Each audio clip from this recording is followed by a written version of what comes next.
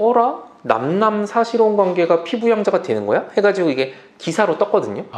기사가 뜨고 나니까 갑자기 건보공단에서 미안 우리가 착각했네? 그러더니 취소시켜버린 거예요. 그러니까 요 그 남남 사실혼 관계에 있던 분들이 소송을 한 거죠. 안녕하세요, 로이어 프렌즈입니다. 두 분 다 이제 건강보험에 가입돼 있죠? 그렇죠. 그리고 두 분 다 이제 부양하는 사람들도 있고, 그렇죠. 이제 이 두 분이 부양하는 사람 부양자고, 부양을 받는 사람 피부양자죠. 그렇죠. 예. 손 변호사님의 피부양자는 누가 있나요? 지금 애들 2명 그리고 와이프? 와이프는 지금 독자적으로 올라가 있고 아직 지금 육아휴직 중이라 가지고 그리고 엄마도 아마 올라가 있을 건데 일 안 하는 사람도 올리는 거니까. 이 변호사님은 어떻게 되죠? 저는 배우자만.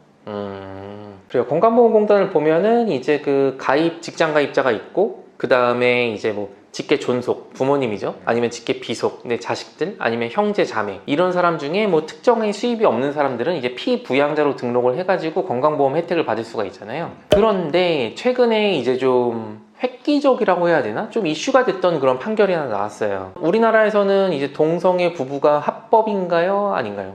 합법이 아니지. 인정을 안 해주지.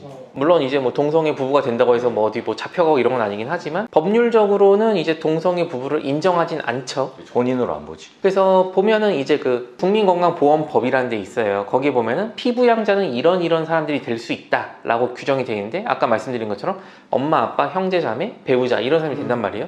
근데 이 배우자가 사실혼 배우자도 가능해요, 이게. 오, 진짜? 네. 법률적으로 혼인신고를 하지 않더라도 주변 사람들이 이제 뭐 저 사람들 사실혼 맞아요 뭐 이렇게 뭐 얘기해주고 하면은, 사실혼 관계에 있는 사람도 소득이 없으면은 이제 피부양자를 할 수 있단 말이에요. 근데 어떤 그 남남 커플이 있었어요. 사실혼을 하고 있어요.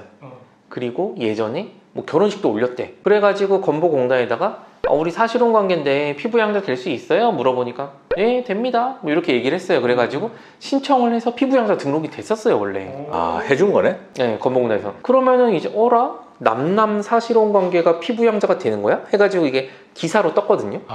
기사가 뜨고 나니까 갑자기 건보공단에서 미안 우리가 착각했네? 그러더니 취소시켜버린 거예요. 그러니까 요 그 남남 사실혼 관계에 있던 분들이 소송을 한 거죠.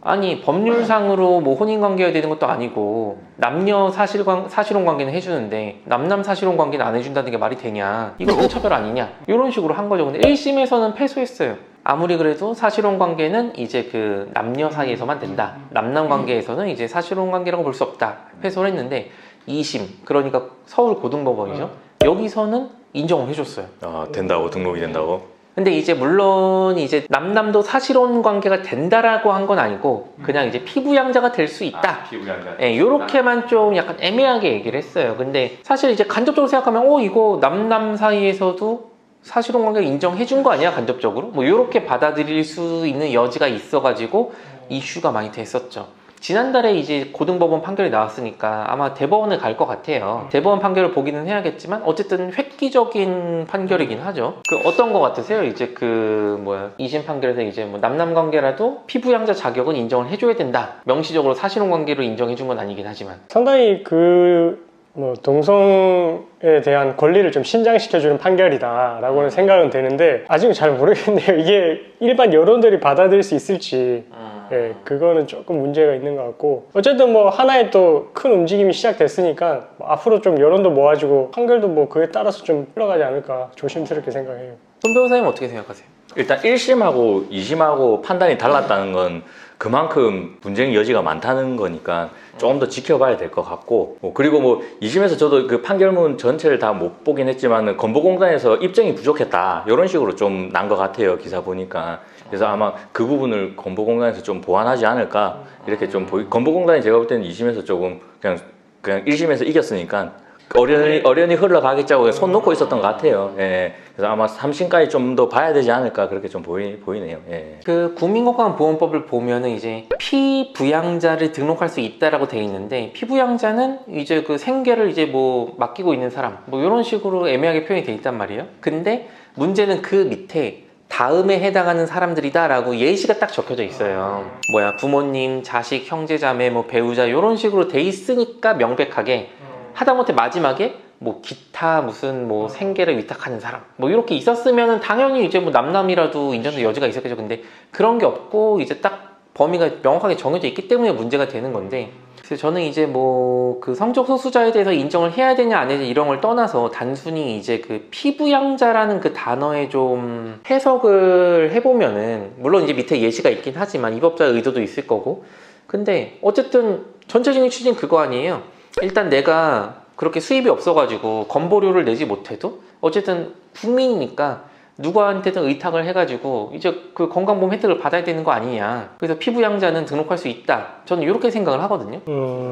실질적으로 뭐 남녀를 떠나서 내가 특정인한테 내 생계를 책임지는 사람이 있다라고 하면은 피부양자를 인정을 해줘야 되는 게 아닌가 좀 생각이 들기는 해요. 근데 물론 이제 요거를 너무 무차별하게 인정을 하다 보면은 나랑 아무 상관도 없는 사람이 이제 갑자기 와가지고 우리 사실 사실혼 관계예요 이렇게 얘기를 하면서 모르는 생판 모르는 남자를 올려주고 건강보험 혜택을 받게 할 수도 있단 말이에요. 그렇네. 건보료 관련해가지고 피부양자에서는 내가 부양을 받는데 남자는 부양을 받을 수 없고 여자는 부양을 받을 수 있다. 이것도 좀 이상한 것 같고. 그래서 저는 고등법원 판결을 이제 뭐 법률적으로 동성 간의 혼인을 인정하느냐는 이것도 굉장히 파장이 큰 문제이기 때문에 그거 자체는 이제 판단을 명확하게 하지 않았지만 피부양자라는 측면 보면 저는 인정을 해주는 게 맞지 않나. 좀 그렇게 생각을 합니다. 그래서 오늘은 이제 논란이 되는 그 판결이 나와가지고 이렇게 한번 소개를 해드려 봤고요. 이 영상을 보시는 분들도 다들 이제 생각이 많으실 것 같아요. 이거 뭐 쌍수 들고 반기는 분도 있을 거고,